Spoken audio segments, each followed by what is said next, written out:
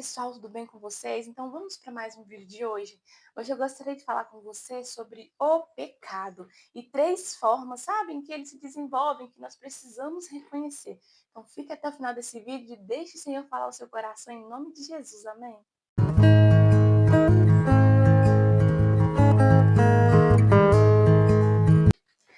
Abra a palavra do Senhor comigo no livro de Romanos, capítulo 6. Nós vamos ler apenas o versículo 23. Talvez você conheça essa palavra. A palavra do Senhor vai nos dizer, olha, porque o salário do pecado é a morte, mas o dom gratuito de Deus é a vida eterna, por Cristo Jesus, nosso Senhor. Por que sobre o pecado? Como assim 3 pontos sobre o pecado? Em uma conversa ali, né, com os meus familiares, eu vi o Espírito Santo ministrar sobre o pecado ali e eu fui ali, vou anotar, porque, gente, isso aqui é muito real. São coisas muito simples, mas que verdadeiramente impactam a nossa vida e se nós reconhecermos, dessa forma nós conseguimos mudar. E por que essa palavra, né? Por que Romanos 6:23? É porque é uma palavra de impacto mesmo. O salário do pecado é a morte. A gente tem mania de conviver com o pecado como se ele fosse nosso amigo. Talvez você olhe para mim e fale assim, nossa, Carol, mas nós somos seres humanos, nós vamos pecar mesmo. Só que uma vez chamados por Cristo, sabe? Uma vez transformados como filhos de Deus, nós temos que fugir da aparência do mal. Nós temos que lutar contra o pecado. Nós não devemos viver uma vida de pecado e não achar que o pecado é uma coisa normal. Nós devemos repudiar o pecado assim como o Senhor abomina. Entende? E aí, por que o salário do pecado é a morte? Porque o pecado, ele nos leva à morte, tanto morte física como morte espiritual. E os 3 passos são esses. Primeiro passo, reconhecer seu pecado. Porque, nossa, Carol, reconhecer seu pecado é tão simples, né? É simples, né? É simples, né? Só que o que acontece? Quando a gente está falando com uma pessoa que não aceita o seu pecado, ela vai falar assim, não, mas eu posso fazer isso. Eu só faço um pouquinho, eu tenho controle. E aí, depois de um tempo, a pessoa vai voltar a cometer aquele pecado. Então, você não tem o controle. E quando você reconhece assim, ó, por exemplo, eu bebo, eu minto, eu sou falso. Vamos colocar a bebida e a mentira, os dois, como exemplos principais. Por exemplo, eu bebo ou eu minto. E aí você sabe, esse é o seu pecado, eu bebo, ou então eu minto. Esse é o meu pecado, eu reconheço ele. Quando eu reconheço, eu falo assim, nossa, eu sei que isso é errado. Esse é o meu pecado. Então, verdadeiramente, eu tenho que largar esse pecado. Eu tenho que correr, fugir desse pecado. Só que o que a gente faz? Não, Carol, eu sei que eu bebo, mas eu posso ir lá, uai, chegar ali no mercado e comprar só uma cervejinha e pronto, acabou. Aí você toma uma cervejinha hoje, uma cervejinha amanhã, uma cachaçinha no outro dia, depois um vinhozinho. Aí quando você vê, você já perdeu o controle. Por quê? Porque esse é o seu pecado, aquele que tenta te aprisionar, aquele que você não consegue fugir. A mentira, um exemplo. Eu vou e falo assim, não, eu sei que eu minto, né? Eu tenho que parar com isso. Parar mesmo. E aí você fala assim, ah, não, alguém te chama na sua casa, você fala assim, tô aqui, fala que eu não tô aqui. Uma mentirinha boba, né? Coisa simples. Aí hoje você fez isso. Aí chega amanhã, você já faz outra coisa, depois outra coisa, depois outra coisa. Você entende que o reconhecer é você assumir e falar assim, eu tenho isso mesmo, esse é o meu pecado e eu não quero isso. Eu quero largar, porque Jesus, Deus não gosta disso. Então eu quero fugir, eu quero abandonar isso. E reconhecer, falar assim, não, verdadeiramente, isso aqui me prende. Primeira coisa, reconhecer, isso me prende, sem desculpas. Não, se o pecado é pornografia, isso me prende, pronto, acabou. É, sem desculpas, esse é o meu pecado. E aí, agora eu reconheci, agora o que eu vou fazer? Eu vou para o segundo passo, entender as consequências. Por que, que esse é o segundo, não o terceiro? Porque quando você reconhece as consequências, é mais fácil você seguir para o terceiro passo. Quais são as consequências da pornografia, da mentira, do álcool, das drogas? Quais são as consequências? São consequências pessoais, afetam diretamente você e eu. Esses pecados, eles nos afetam de forma direta. Afeta a nossa saúde, afeta a nossa mente, afeta o nosso psicológico, afeta o nosso comportamento, nos afeta diretamente. Mas tem como consequência ali também afetar a nossa família e os nossos familiares, as pessoas que estão ao nosso redor, independente de quem seja. Esses nossos pecados afetam quem está ao nosso redor.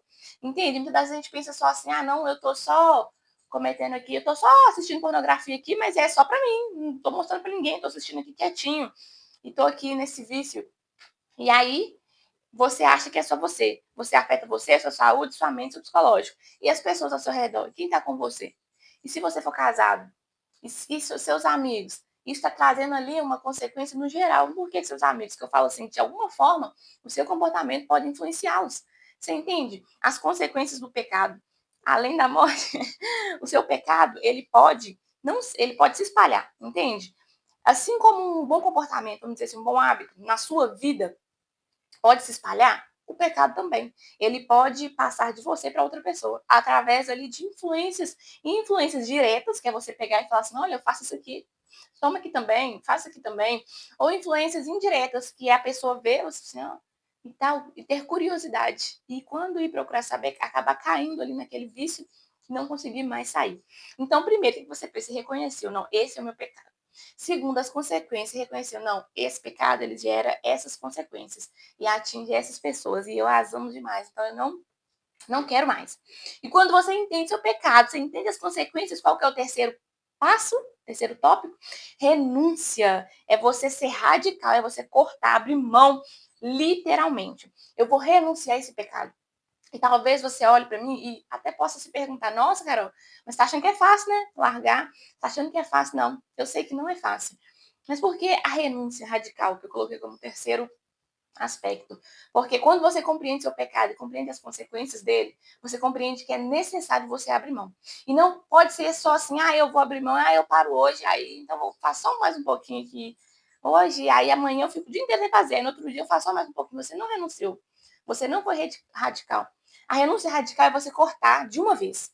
Por exemplo, você comete o ato da masturbação, ou você comete ali, você assiste pornografia, você usa drogas, ou você usa coisas ilegais, por exemplo, e você tá ali fazendo qualquer espécie de pecado, gente.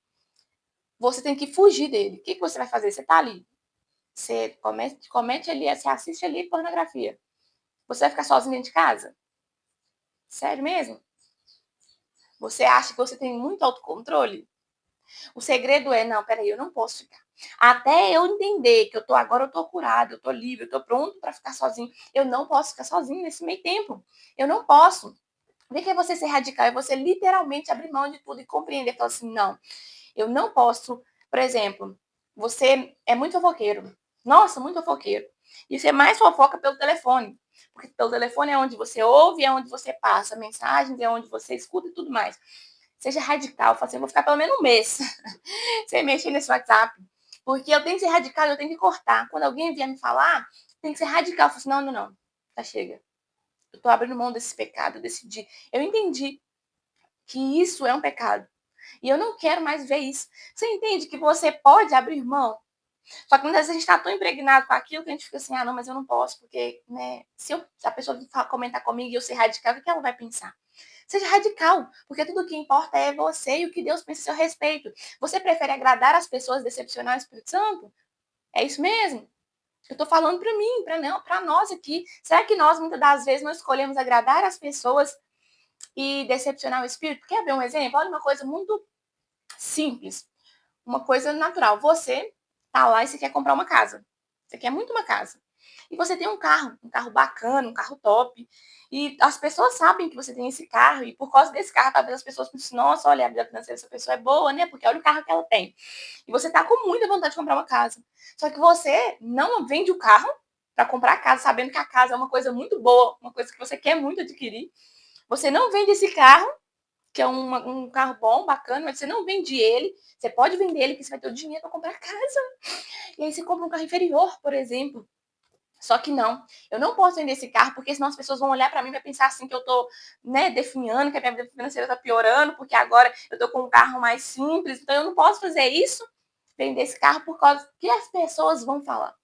Você entende? Olha, eu dei um exemplo físico de uma coisa natural, uma coisa muito simples. Só que é assim que a gente faz com o nosso pecado, a gente domestica e a gente fala assim, não, eu não posso deixar de fazer isso aqui, porque senão o que vão pensar de mim? Vão pensar que eu tô ficando uma pessoa ignorante, vão pensar que eu tô ficando chato, vão pensar que eu tô ficando uma pessoa boba. Eu não posso abrir mão disso. Por quê? Porque senão, o que as pessoas vão pensar? E o pecado, ele é assim. As pessoas, muitas das vezes, não vão compreender. Porque quem sabe do seu pecado é você. Quem sabe do meu pecado sou eu. E o que a gente tem que fazer? Fugir da aparência do mal. A Bíblia vai nos falar que aquele que está sujo, né, muitas das vezes, ele está ali continuando se sujando. E aquele que está limpo, tem que estar sempre se limpando. Porque o quê? Você escolhe o quê? Você reconhece a sujeira e você quer se limpar. Mas aí você vai ficar ali nadando ali, tentando fazer ali as coisas um passinho de cada vez, no sentido de, ah, não, eu largo hoje, amanhã eu faço só mais um pouquinho, só porque agora eu tô conseguindo, eu tenho autocontrole. Ou você vai entender assim, pecado é pecado, eu tenho que ser radical. Cortar. E fugir mesmo, é fugir, gente, é correr. Você consegue entender? O pecado, ele gera consequências extremas. E a palavra do Senhor em Romanos 6:23 nos diz que o salário do pecado é a morte. Mas sabe o que é dom gratuito de Deus? A vida eterna. O Senhor, ele tem vida para nós, vida, vida. E quando você abandona o pecado, quando você se liberta, você percebe que você vive, que você tem outras coisas, tem grandes coisas para fazer e para viver. E talvez o Senhor quer te transicionar para um outro nível, só que você não quer abrir mão de um, porque é por causa que as pessoas vão pensar. Entende? Hoje eu quero que você compreenda os 3 passos e se lembre sempre, ó, reconheça qual é o seu pecado, reconheça as consequências dele, porque as consequências não atingem só você, e renuncie de forma radical. E você vai ver o que o Senhor vai fazer na sua vida. Amém? Essa é a palavra que o Senhor ministrou no meu coração. Eu gostaria que, se você gostou dessa mensagem, curta, compartilha, deixe aqui um comentário, tá bom? E que o Senhor possa grandiosamente te abençoar nesse dia, em nome de Jesus. Amém?